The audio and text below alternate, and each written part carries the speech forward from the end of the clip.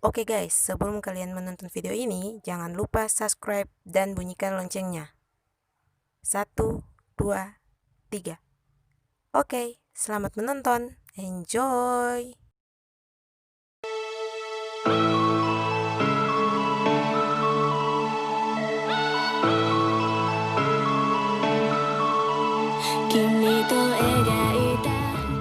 Assalamualaikum warahmatullahi wabarakatuh. Hai sobat, selamat datang di YouTube kanal saya.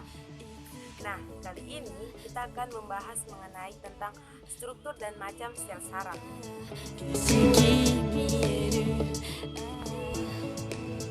Teman-teman, sebelum membahas sistem saraf, kita membahas yang namanya sistem koordinasi.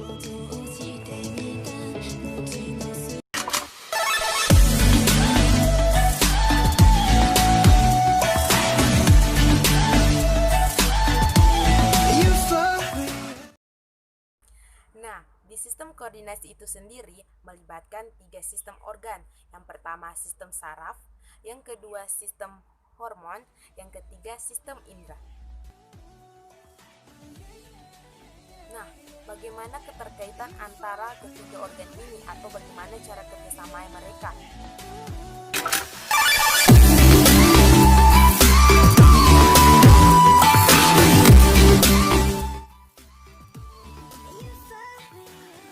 Nah, apabila seseorang melihat anjing, otomatis dia akan berlari. Nah, ketika ia melihat, ia menggunakan sistem indera. Nah, ketika sistem indera melihat, ia akan menggunakan sistem agar informasi ke otak atau sistem saraf. Nah, di otak, informasi yang diperoleh dari indera atau impuls yang diperoleh dari sistem indera akan diolah sehingga mengirim rangsangan dan menghasilkan suatu aktivitas.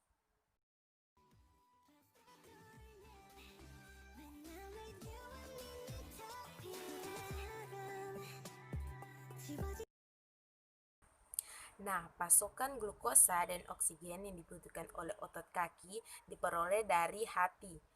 Nah, di hati, glikogen diubah atau diolah menjadi glukosa, kemudian dialirkan melalui darah.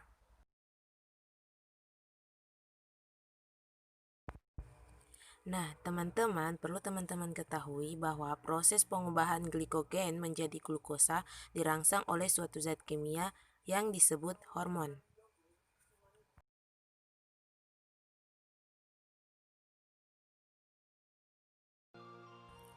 Nah, kali ini kita masuk ke materi pokoknya, yaitu mengenai sistem saraf. Untuk video kali ini, kita akan membahas terlebih dahulu mengenai sistem saraf.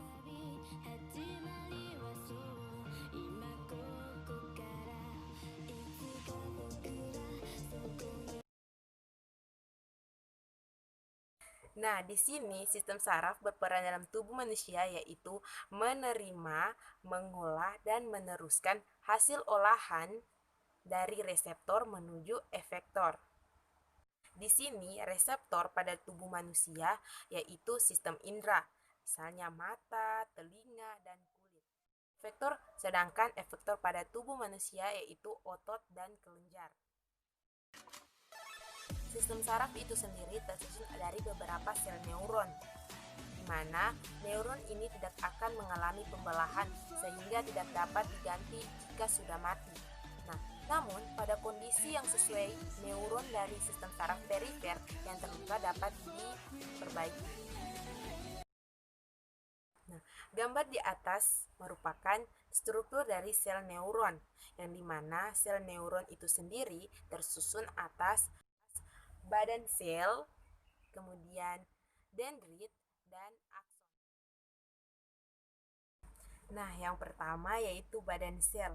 Nah, badan sel memiliki nukleus dan nukleolus yang dikelilingi oleh sitoplasma atau cairan sel. Nah, selanjutnya adalah dendrit. Nah, di sini dendrit merupakan uluran pendek yang bercabang-cabang yang keluar dari badan sel. Nah, peran dari dendrit itu sendiri pada neuron ini yaitu mengantarkan impuls ke badan sel. Nah, selanjutnya atau yang ketiga yaitu akson. Nah, akson sendiri merupakan uluran panjang dari badan sel. bisa dilihat pada gambar. Nah, kemudian akson ini berfungsi mengantarkan impuls menjauhi badan sel. Nah, kebanyakan akson ini dilindungi oleh lemak yang berwarna putih kekuningan yang biasa disebut dengan selubung mielin. Selain itu, di tempat-tempat tertentu terdapat akson yang tidak diselubungi oleh selubung mielin atau yang biasa disebut dengan nodus Ranvier. Nah, peran dari selubung mielin itu sendiri bagi akson yaitu menjadi isolator yang melindungi terhadap tekanan dan luka pada akson, kemudian memberikan protein serta mempercepat jalannya impuls.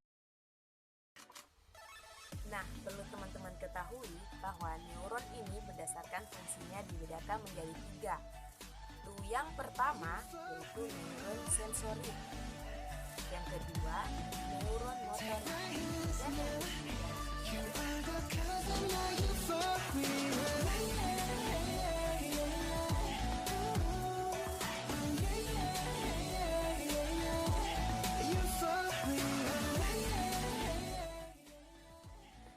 yang pertama yaitu neuron sensorik. Neuron sensorik ini merupakan neuron yang memiliki badan sel bergerombol yang membentuk ganglia. Aksonnya pendek dan dendritnya panjang. Nah, teman-teman sekalian, perlu teman-teman ketahui bahwa peran dari neuron sensorik ini pada sel saraf yaitu mengantarkan impuls dari sistem indera menuju ke sistem saraf pusat yaitu otak atau sumsum tulang belakang. Nah, teman-teman sekalian, yang kedua yaitu neuron motorik. Nah, bisa teman-teman lihat di gambar, yaitu gambar di belakang saya bagaimana bentuk dan struktur dari neuron motorik itu sendiri. Ini dendrit yang pendek yang berfungsi sebagai penghubung dendrit dengan akson lainnya. Nah, kemudian akson yang dimiliki oleh neuron motorik ini berukuran panjang, yaitu menghubungkan akson dengan sistem kelenjar. Teman-teman, fungsi dari neuron motorik itu yaitu mengantarkan impuls dari otak atau sumsum tulang belakang, nah menuju ke otot atau kelenjar. Nah, sehingga neuron ini biasanya sering disebut sebagai neuron penggerak.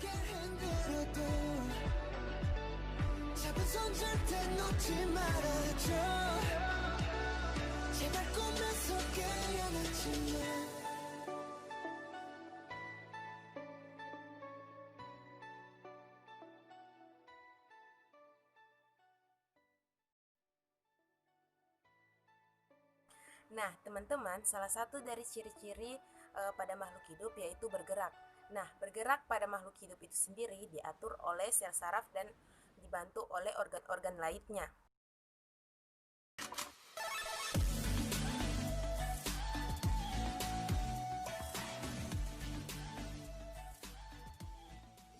Nah, teman-teman, apa sih bedanya gerak sadar dan gerak refleks?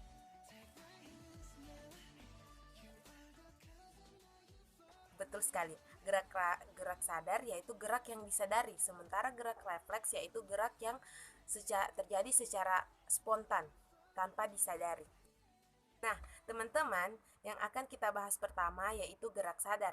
Nah, di sini mekanisme perjalanan impuls yang pertama dimulai dari reseptor, karena di sini reseptor sebagai penerima rangsangan. Lalu, impuls berjalan menuju neuron sensorik, yang dimana neuron sensorik ini yang akan membawa impuls menuju ke sistem saraf pusat, yaitu otak. Nah, di otak, impuls akan diolah. Nah, hasil olahan di sistem saraf pusat tadi, yaitu otak, akan diteruskan menuju neuron motorik, kemudian diteruskan menuju efektor. Nah, di efektor inilah yang akan menimbulkan suatu gerakan yang akan disadari. Nah, yang kedua, teman-teman, yaitu gerak refleks. Nah, gerak refleks merupakan gerak yang perjalanan impulsnya cukup pendek. Perjalanan impuls diawali dari reseptor. Nah, yang dimana reseptor ini berfungsi sebagai penerima rangsangan. Nah, kemudian impuls yang berada di pusat saraf langsung diteruskan ke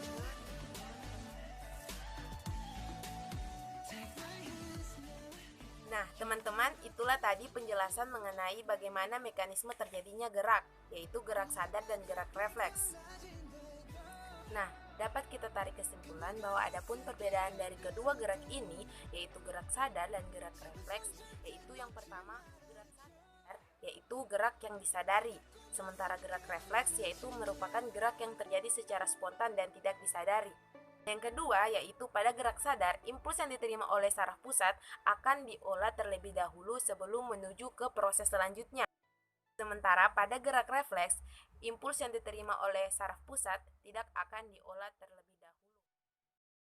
Nah, teman-teman, bercerita tentang sistem saraf pada manusia, sistem saraf dibagi menjadi dua, yaitu sistem saraf pusat dan sistem saraf tepi. Nah, yang pertama yang kita akan bahas dari sistem saraf pada manusia yaitu sistem saraf pusat. Nah, yang dimana sistem saraf pusat ini terdiri atas otak dan sumsum tulang belakang. Adapun fungsi dari sistem saraf pusat yaitu mengatur dan mengendalikan seluruh aktivitas pada tubuh. Otak maupun sumsum tulang belakang dilindungi oleh suatu selaput yang terdiri dari jaringan pengikat yang disebut meninges.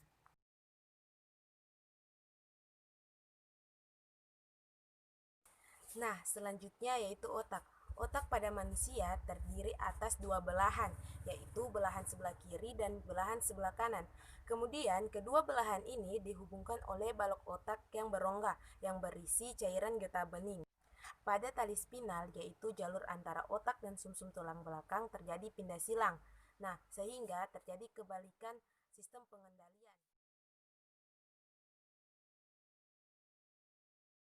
Otak dibagi menjadi tiga daerah, yaitu otak besar, otak tengah, dan otak kecil.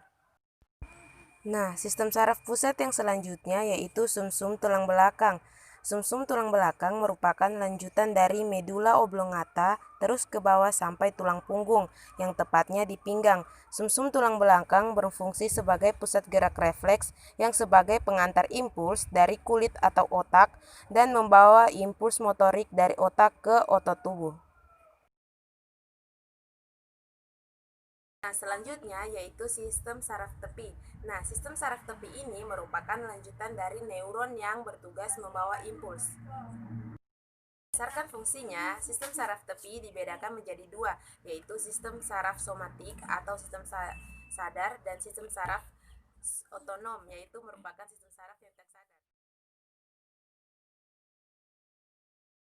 Saya selaku pemateri memohon maaf sebanyak-banyaknya apabila terdapat kesalahan dan kekurangan pada penyajian materi kali ini. Saya selaku pemateri mengucapkan undur diri. Wassalamualaikum warahmatullahi wabarakatuh. Sampai jumpa.